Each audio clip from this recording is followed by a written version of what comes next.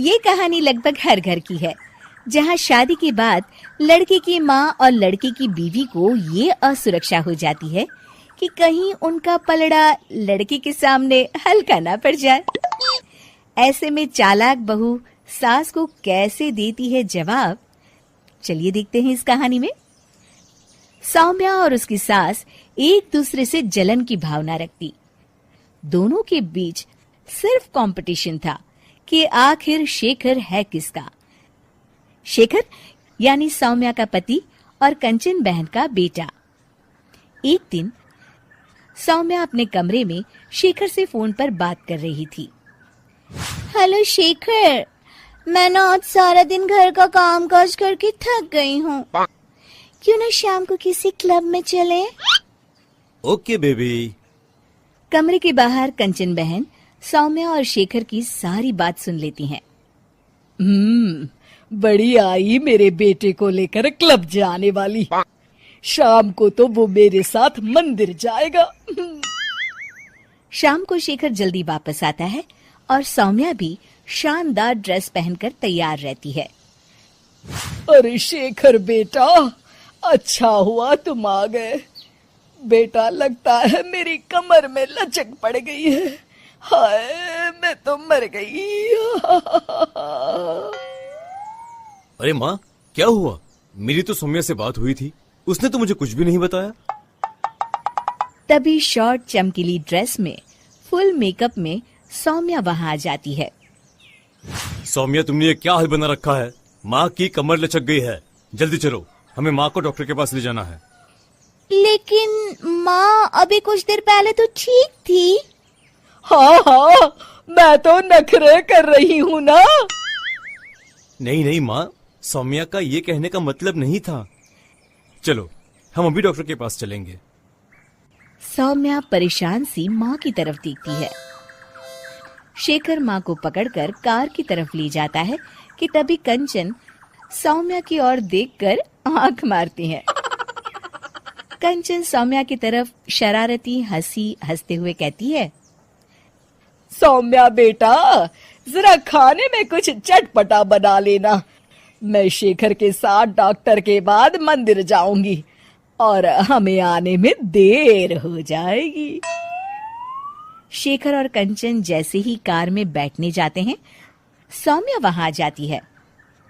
शेखर, मुझे ना माँ की बहुत चिंता हो रही है। क्यों ना मैं भी आपके साथ चलूं? खाना मैं घर आकर बना लूंगी। वाह सौम्या, तुम कितनी अच्छी हो, तुम्हें माँ का कितना ख्याल है। सौम्या कंचन की ओर देखते हुए, आखिर तुम्हारी माँ मेरी माँ भी तो है। अरे नहीं सौम्या बेटा, तुम परेशान ना हो। अरे माँ नहीं, सौम्या भी आपके ठीक होने तक परेशान ही रहेगी और उसका मन भी काम में नहीं लगेगा। चलो सौम्या, तुम भी साथ चलो। सौम्या पार्टी की ड्रेस में ही शेखर के साथ कार के सामने सीट पर सवार हो जाती है। कंचन रास्ते में कहती है, अरे शेखर, ये तो किसी चमत्कार से कम नहीं। क्या हुआ माँ?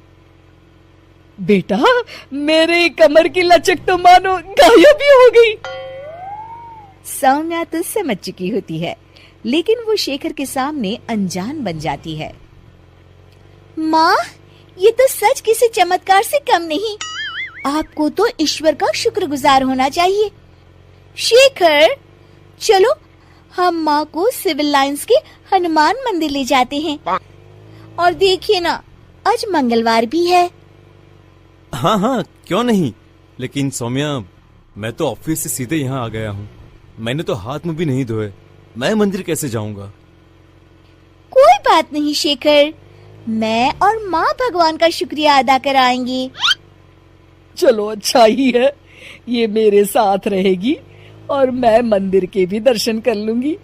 रही बात शेखर की, तो अच्छा ही है, अगर वो मेरे साथ नहीं तो इस सौम्या की बच्ची के साथ भी नहीं रहेगा। मंदिर के बाहर काफी भीड़ देखकर कंचन और भी खुश हो जाती है।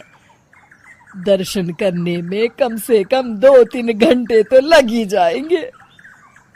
माँ, यहाँ पर तो काफी भीड़ है, यहाँ काफी वक्त लगेगा। चलो यहाँ कल आ जाएंगे। नहीं बेटा, मैं यहाँ से हनुमान जी का शुक्रिया अदा किए बिना नहीं जाऊंगी। वैसे भी मेरा आज सारा दिन का उपवास है, दर्शन करके ही मैं कुछ खाऊंगी बेटा। ये कहकर कंचन कार से उतर जाती है और सौम्या से कहती है, चलो सौम्या, दर्शन कर आए। माँ, मैं तो आपको बताना ही भूल गई, मैं ऐसे कपड़ों में मंदिर कैसे जा सकती हूँ? अरे सौम्या, मैंने तो ध्यान ही नहीं दिया। ये कपड़े तो काफी छोटे हैं, मंदिर में पहनकर जाना ठीक नहीं रहेगा। और बिना दर्शन किए माँ कुछ खाएगी नहीं। अब क्या करें? अरे करना क्या है, माँ दर्शन कर ले, हम यही कार में माँ का इंतजार करेंगे। माँ, आप मंदिर में दर्शन करें, तब तक मैं और सौम्या पास के होटल से कुछ खाकर आते हैं। और हाँ, आपके लिए भी पैक करवा लेंगे। फिर क्या था, निराश चेहरा लिए कंचन मंदिर चली जाती है। सीख, चालाकी उतनी ही अच्छी है जिससे किसी को नुकसान ना पहुंचे, वरना कभी कभी ज्यादा चालाकी नुकसान का कारण भी बन जाती है।